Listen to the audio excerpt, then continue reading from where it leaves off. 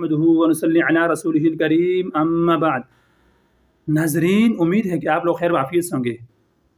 آج آپ کے علم میں ہے کہ ماہ رمضان آج سے شروع ہونے والا ہے۔ آج فرسٹ تراویح ہوگی، پہلی تراویح ہوگی۔ تو آج میں آپ کو بتاؤں گا کہ تراویح کی نیت کیسے کرنی ہے۔ امام کے پیچھے یا آپ اکیلے تنہا پڑھ رہے ہیں یا گھروں میں خواتین پڑھ رہی ہیں، تراویح کی نیت کیسے کریں گے۔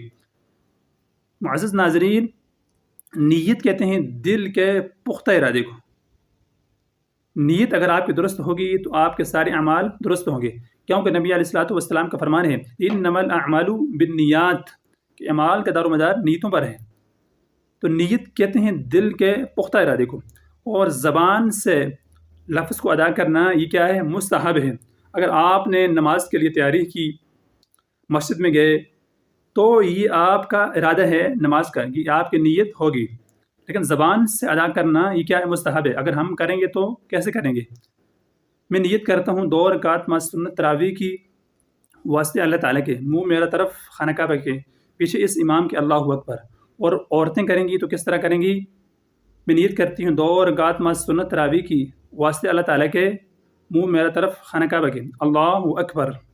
تو اس طرح آپ نے نیت کرنی ہے۔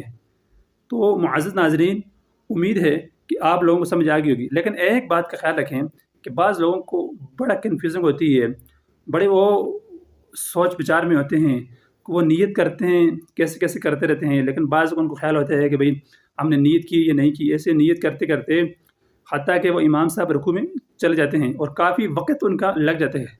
معزز ناظرین، اس کے اندر کنفیوز نہ ہوں کہ نیت کہتے ہیں دل کا پختہ ارادہ۔